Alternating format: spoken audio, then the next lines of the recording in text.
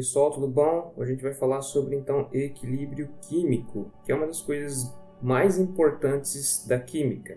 Equilíbrio químico, como a gente pode imaginar, tem a ver com o aspecto de uma balança, né? Então, a quantidade de massa que você vai ter de um lado da equação tem que ser igual a do outro. Isso daí a gente se lembra quando a gente faz a análise lá da ideia do Lavoisier, né? Onde nada se cria, nada se perde, tudo se transforma. Então a ideia é que se você tem um sistema fechado e você começa a fazer uma reação, a quantidade de massa dos reagentes que se encontra desse lado tem que ser igual à dos produtos. Então você vai ter essa quantidade, a massa que você tem inicialmente aqui, você vai ter aqui também. Então, isso é o que? Isso é o balanceamento, né? Então, por isso que a gente tem a ideia da balança. Isso é bastante simples, a ideia. Então, a gente pode fazer todo aquele processo estequiométrico, onde a gente vai fazendo com que os compostos de um lado, os átomos dele, né? Então, as moléculas, se você tem dois hidrogênios de um lado, você vai ter o quê? Você tem que ter dois hidrogênios do outro lado também, né? É indiferente se vai estar, por exemplo, aqui na forma de um ácido sulfúrico e se do outro lado você já tem água, né? Como poderia ser num processo de uma reação de neutralização, né? Então, se você tem dois hidrogênios do lado dos reagentes, você vai ter que ter dois hidrogênios também do lado dos produtos, tudo bem? Então, essa que é a ideia de você fazer um balanceamento, a estequiometria. Só que o equilíbrio químico, ele vai um pouco além disso daí, porque você tem algo que vai ser equilibrado, mas necessariamente o equilíbrio químico a gente vai ver que ele tem relação também com o quê? Com a possibilidade de alguns materiais eles poderem se decompor. Então, no caso, por exemplo, a gente tem essa reação aqui, que é uma das reações mais importantes que a gente tem na química, que é a produção de NH3, a amônia, no caso, que foi desenvolvida pelo Fritz Haber, tudo bem? Fritz Haber, que é quem? Que foi um cientista alemão, e nesse caso então, ele desenvolveu um processo onde você pegava nitrogênio e hidrogênio da atmosfera e conseguia então juntar os dois. Vocês podem perceber que a gente não tem muito amônia sendo presente na nossa atmosfera, porque a amônia tem um cheiro forte, um cheiro às vezes muito próximo da urina, um cheiro que na realidade ele ele faz o nosso nariz coçar, né?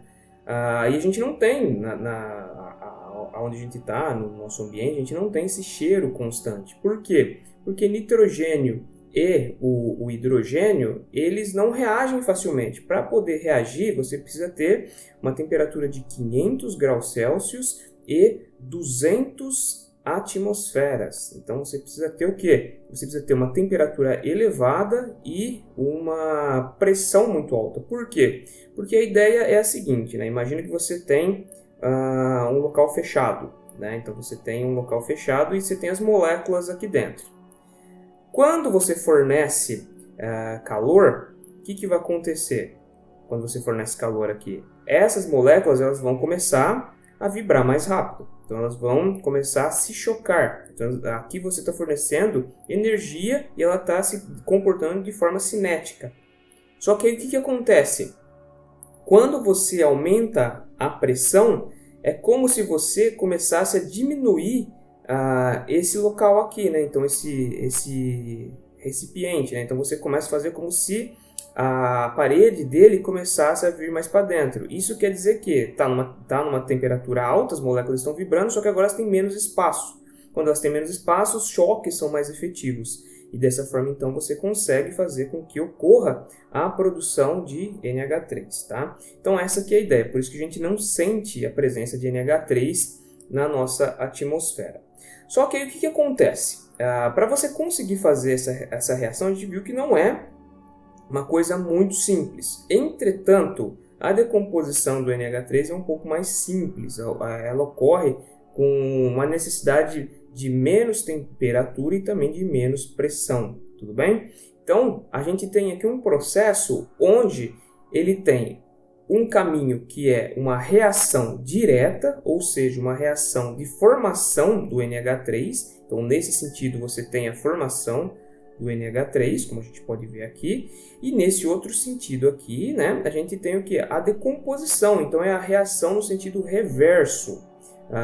Então você tem o NH3 produzindo N2 e H2 no caso. O que acontece? Isso vale para alguns tipos de reação, não são todas as reações que são reversíveis. No caso aqui da produção de amônia, é uma reação do tipo reversível. Então a gente tem alguns outros tipos de reação também que são importantes, né? Como por exemplo essa reação aqui de produção de SO3. Isso aqui é importante por quê? Porque se a gente adicionar o SO3 na água, o que a gente produz? A gente produz ácido sulfúrico. E o ácido sulfúrico ele é muito utilizado na indústria. Quase todo o processo industrial vai em algum momento ter a presença de ácido sulfúrico. Então, a produção desse material aqui é muito importante.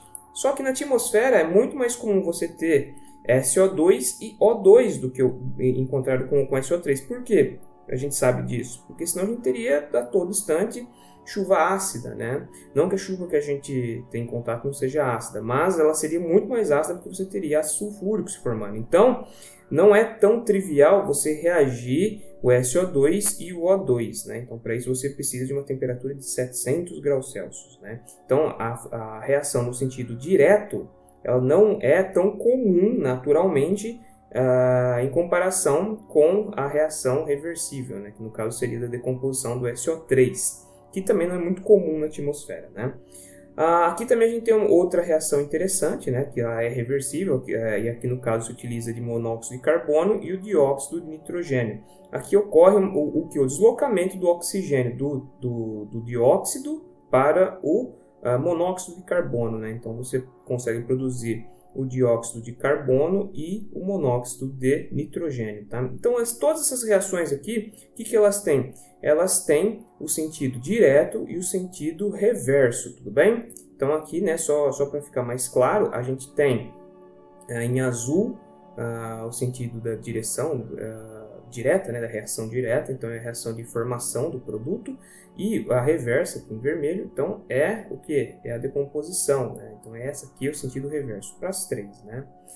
Mas tem uma coisa interessante disso tudo, né? Que é o seguinte, a gente pode fazer essa análise pensando da seguinte forma: e se eu levar em consideração a velocidade de formação desses produtos, seja no sentido direto, seja no sentido reverso? O que quer dizer isso daí?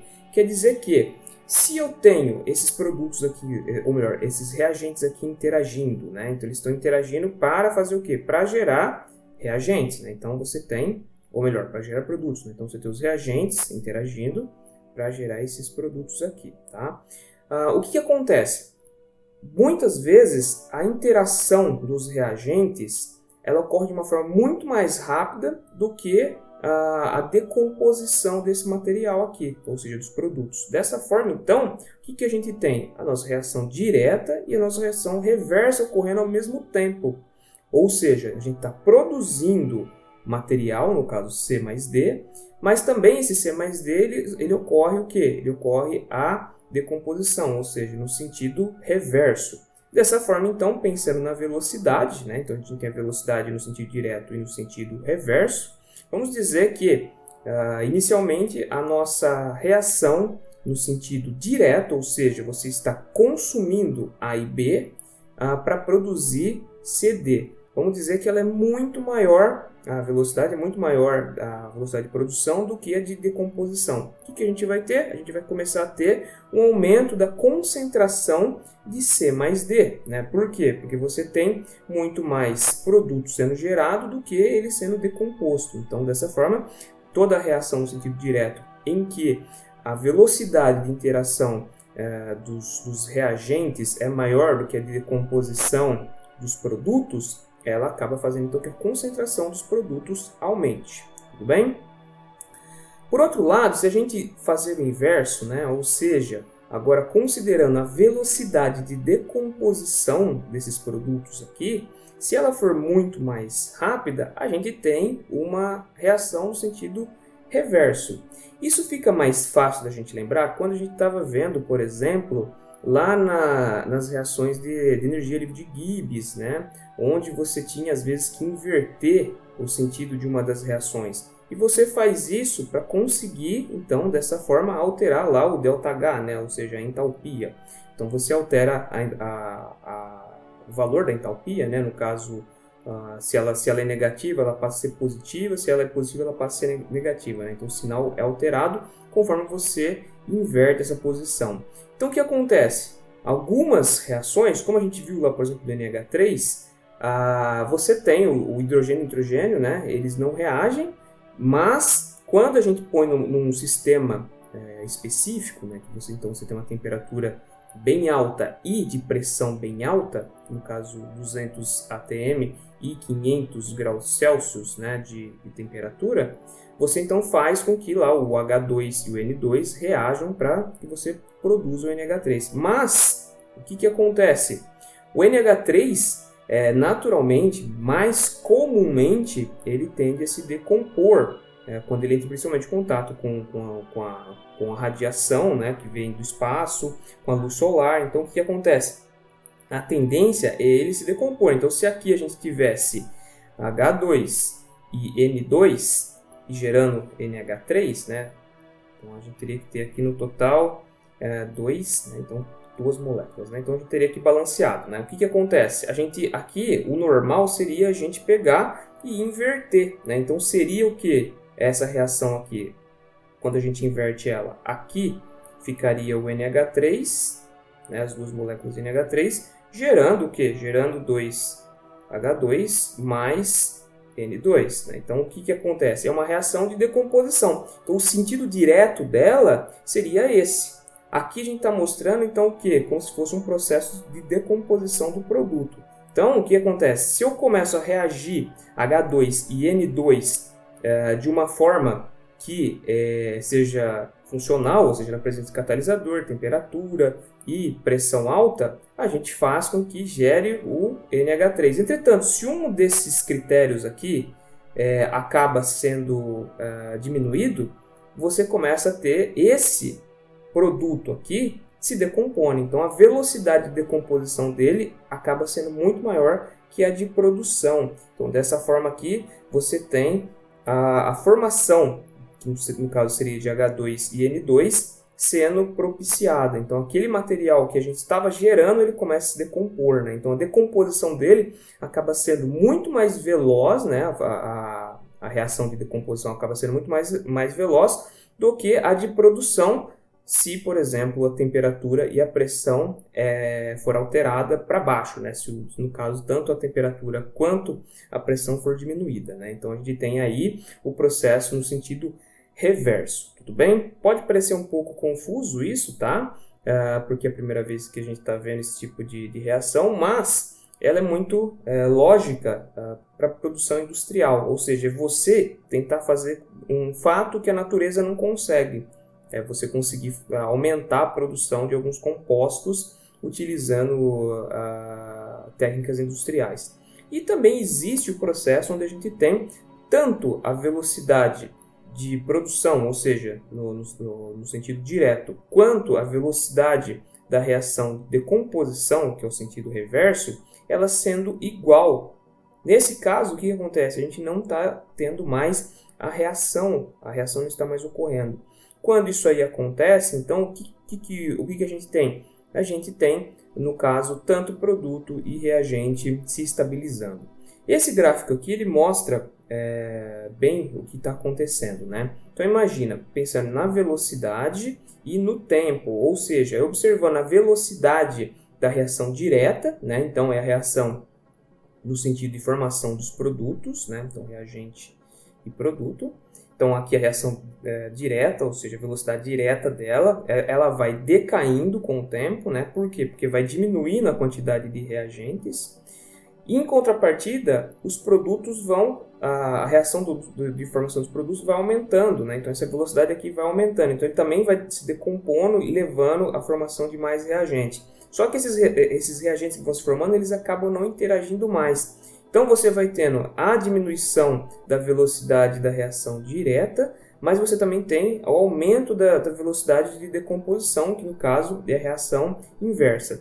Em algum momento, essas duas curvas de velocidade I de tempo, né, ou seja, da velocidade em função do tempo, o que vai acontecer? Eles vão encontrar um determinado ponto em que você tem ali a variação ficando igual para as duas. E dessa forma, então, você acaba tendo agora um progresso, né, em relação ao tempo que fica igualado. Dessa forma, então, você não tem mais a reação ocorrendo daqui para frente. Aqui você não vai ter, a não ser que você altere alguma coisa, como, por exemplo, aumentar a quantidade de reagentes bruscamente, né? Ou, por exemplo, aumentar a temperatura, ou adicionar um catalisador. Se você não alterar nada disso, você não vai ter aqui a reação inversa sendo alterada mais, e também você não vai ter mais a velocidade da reação direta sendo alterada mais. Então você tem aqui o equilíbrio. Quando você tem isso, então você não tem mais reação ocorrendo, tudo bem? Então, quando a gente fala de velocidade, a gente tem que pensar o quê? Velocidade é alguma coisa sendo consumida em função do quê? Em função do tempo. Então, por exemplo, nesse caso aqui, o que a gente tem? A gente tem, por exemplo, concentração em função de tempo. A concentração aqui, ela pode ser, por exemplo, mol por litro. Aqui é a concentração comum, né, gente? A gente sabe que tem alguns tipos de concentração, né? Pode ser molalidade, essa aqui é a molaridade, pode ser título, tem várias formas da gente calcular a concentração, né? Mas pensando aqui especificamente na concentração comum, né? Então, a gente tem o quê? A gente tem mol por litro, tudo bem? Então, seria aqui, né? A velocidade seria, pensando nas unidades agora, tá? Mol por litro, vamos colocar isso aqui entre parênteses para ficar mais fácil de ver, dividido pelo quê? Dividido pelo tempo. E tempo aqui, no caso, o que é? É tempo sobre 1, tudo bem? Então, a gente tem o que aqui? A gente tem duas frações.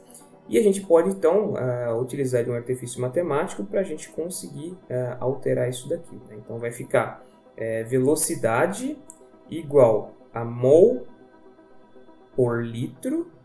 E aí, o que a gente faz? A gente vai passar isso daqui que está dividindo, a gente vai passar multiplicando. Quando a gente passa multiplicando, isso daqui ele inverte, né? Então você tem aqui a inversão.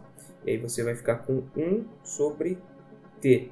Simplificando mais uma vez, a gente tem então que a velocidade é igual a mol por litro vezes tempo. Ou seja, esse tempo aqui pode ser segundo, minuto, hora, dias, meses, anos, o que for. Mas aqui então a gente tem que sempre prestar atenção para substituir o que for mais correto, a unidade de tempo que a gente está trabalhando, tudo bem? Obviamente, isso aqui em relação da concentração comum, mas aqui poderia ser também quantidade, poderia ser somente mol, por exemplo, tá? Poderia ser o consumo de uma quantidade, ou seja, de uma taxa, mol por tempo, por exemplo, poderia ser também mol por tempo aqui, tudo bem? Então, a gente consegue ver isso de uma forma um pouco mais simplificada através de uma tabela. Vamos lá, então.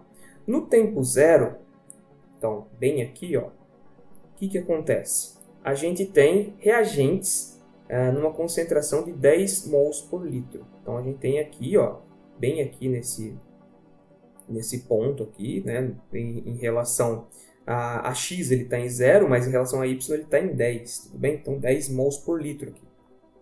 Então, em relação ao tempo zero, você não tem o consumo dos reagentes. Então, ele está bem aqui, ó. Tudo bem?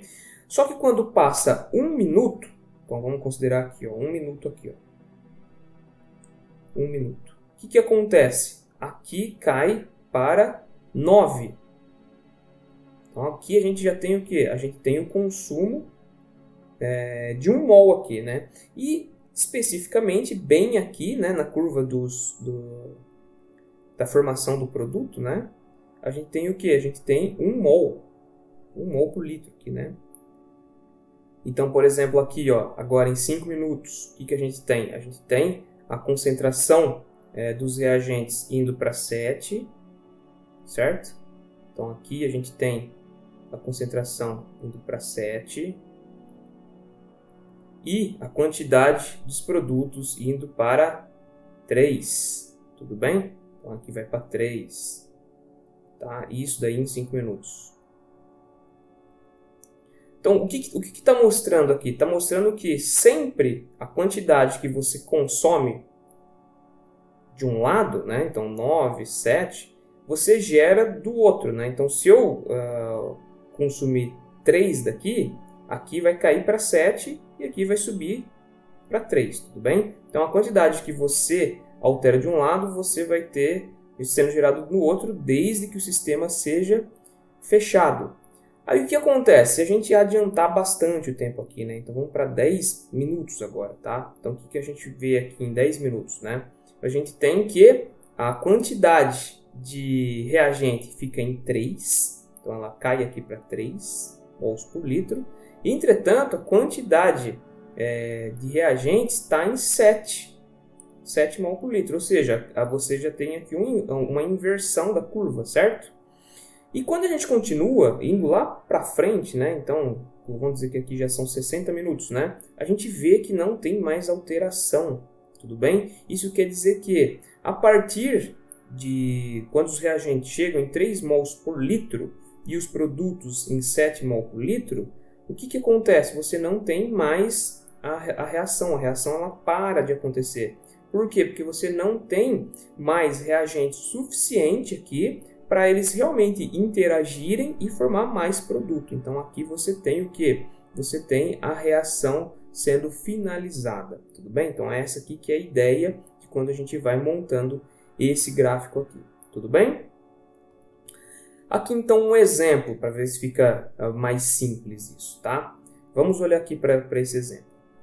Seja a reação X gerando Y mais Z, ou seja, uma reação de decomposição, poderia ser, por exemplo, do NH3 gerando hidrogênio e nitrogênio. É o que ele fala, a variação na concentração de X em função do tempo é essa que está presente aqui nessa tabelinha, tudo bem? Então, o que ele quer aqui? Ele quer saber a velocidade média da reação no intervalo de 2 a 5 minutos. E é aqui que está a grande pegadinha, tá? Por quê? Porque ele está pedindo em minutos, mas o que temos aqui na tabela é em segundos. Então, quando a gente vai fazer velocidade igual a concentração pelo tempo, o tempo aqui eu tenho que pensar em minutos e não em segundos. Então, eu tenho que saber como converter isso daqui, tudo bem? Então, quando a gente olha aqui, no tempo zero, a gente tem uma concentração de 1 mol por litro.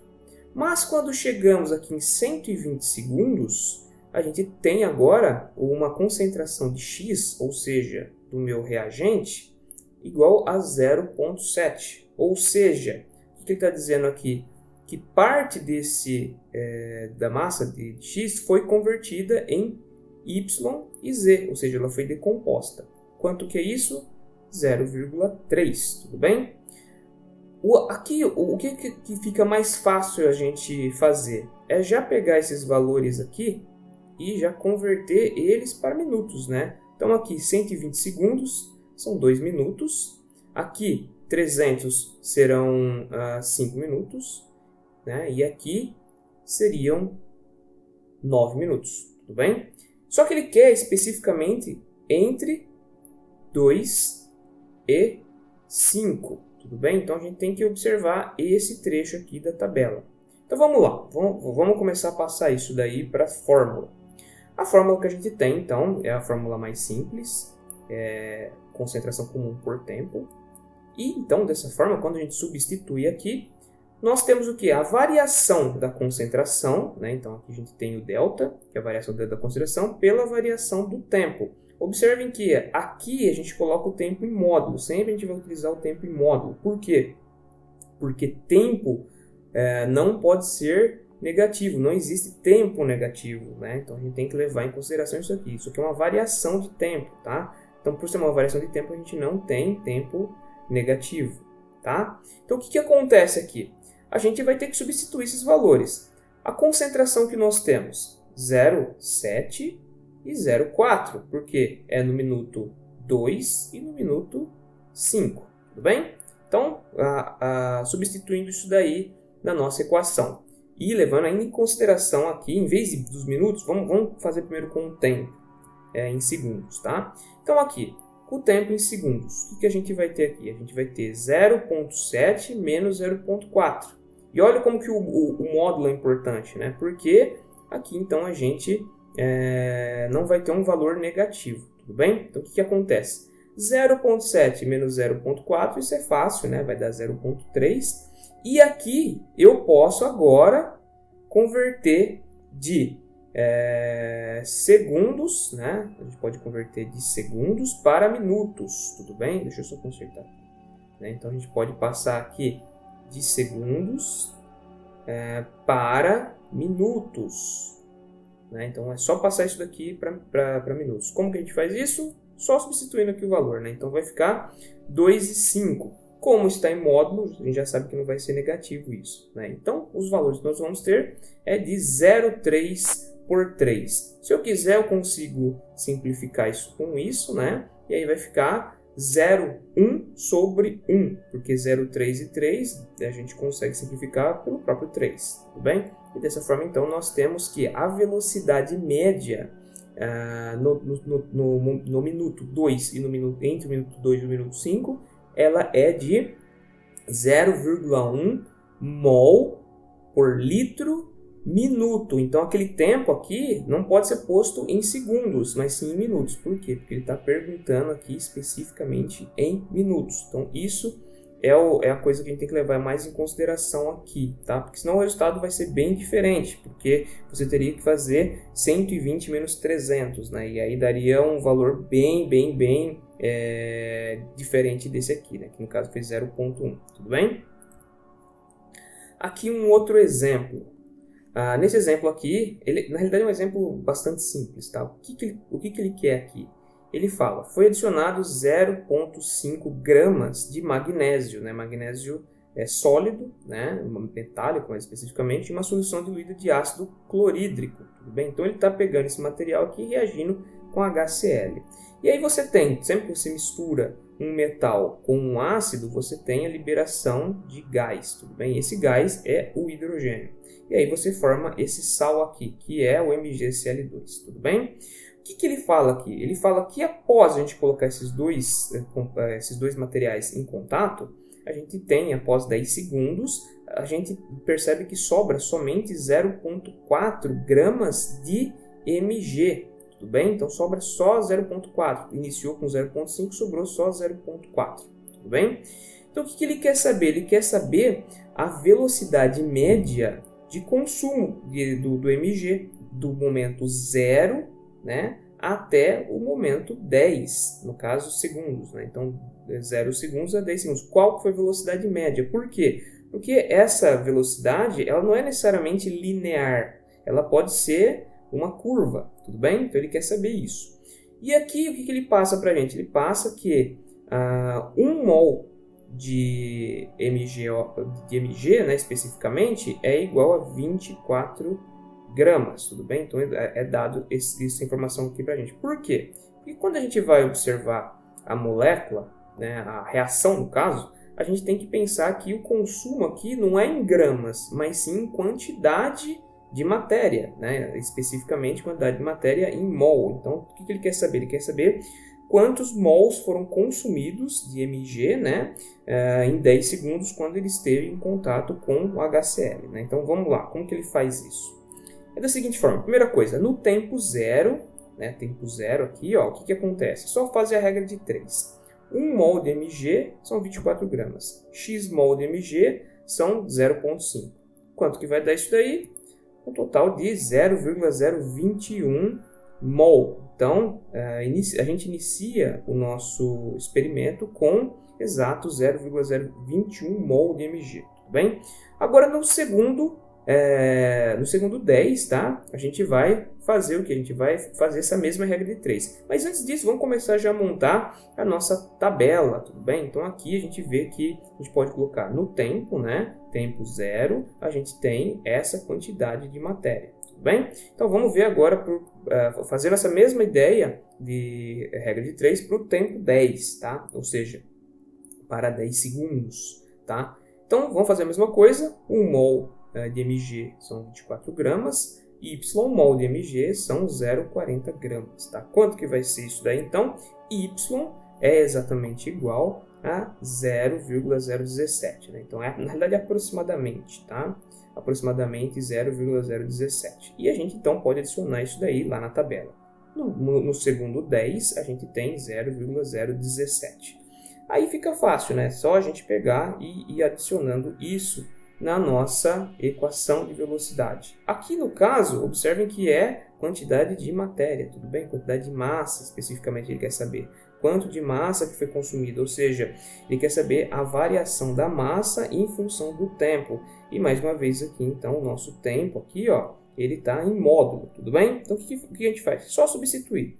Substituindo aqui, então, a gente vai ter 0,21 menos 0,17 pelo módulo de 10. Por que aqui? Porque aqui fica 0 menos 10. Isso aqui em módulo. Isso aqui daria menos 10, tudo bem? Mas como está em módulo, então aqui a gente só considera 10. Por isso, então, a gente tem que sempre manter em módulo, tudo bem? Quanto que isso aqui vai dar? Vai dar o seguinte, a gente vai ter um total de 0,04, que é o quê? É a subtração de 0,021 e 0,017 por 10. E quando a gente faz então essa divisão aqui, a gente tem essa velocidade média aqui, 0,0004 mols por segundo. Então, a gente tem aqui esse consumo de matéria por segundo. Então, do segundo 0 ao segundo 10, a gente tem ali um consumo de 0,0004 mols por segundo. Tudo bem? Então, é isso que acontece num processo onde a gente leva em consideração a velocidade de reação. Tudo bem? Então, essa aqui que é a ideia que a gente queria trabalhar aqui hoje, sobre velocidade de reação e também a ideia de que você tem tanto o processo de formação de produtos, né? No caso, então, é reagente formando produto, e também você tem a decomposição do produto formando o quê? Formando reagente. Então, espero que vocês tenham aprendido algo novo aqui. Continue estudando, porque isso aqui é bastante importante, e até a próxima aula.